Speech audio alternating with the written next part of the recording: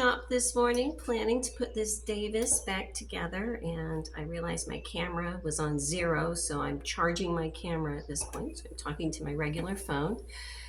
And I just thought that this would be more of a short and sweet philosophical kind of a post. So if that's not what you're up for, feel free to skip this. But I wanted to talk about an issue, a problem, a perspective that I have, an ongoing one that I wanted to share because I'm probably not the only one.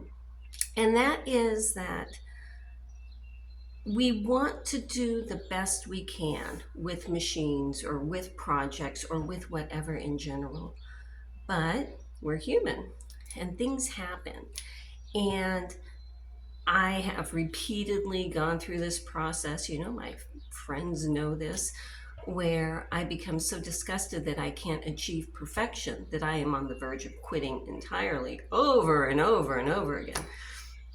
And I think that, you know, when I do my machine, say for somebody else, even in my little contract I have them signed, it spells out, you know, I'm not a perfect factory, I'm just me, and there might be a texture issue or something else, you know, because that's life. And it is just life, because let's say I've done a machine and at one point under a certain temperature, with a certain percent of humidity, with a certain number of layers of paint, everything reacts one way. It could do it entirely different with a different variable in there. And so, you know, I can't, what might work in the dead of winter in a room with a heater, which is very dry, might work totally differently in the summertime with all the other variables, you know, the same, with slightly more humidity. It's just, it is what it is, you know, and you do the best you can. But I think that it's that quest for wanting to be perfect that I just have to let go, you know. And I'm guessing that it's an artist thing or just a creative thing or something. But at this point, I have talked myself into just being who I am. And if you've watched my videos long enough, you know that I do the best I can, and I try to learn. You know, every time something happens, and something always happens, I try to learn from it and incorporate that, you know, into the future. But understanding something is always going to happen. And if something is always going to happen, unless I stop, unless I say, I'm not going to do anymore, so I'm not going to learn anymore, something won't happen at that point. But I don't want to get there. So just, you know, letting anyone else know who wants to go down this path, or maybe who has started and who has encountered, you know, something crappy happens, you know, paint does a stupid thing, or decals do a stupid thing, or clear coat does a stupid thing. They're going to do that because we are individuals working on a one-of-a-kind function. And in factories, they go through and troubleshoot everything ahead of time, where they can run 100 machines through, change all the variables so that everything is perfect, so that the next 1,000 that run through will run through perfectly. But we don't have that option.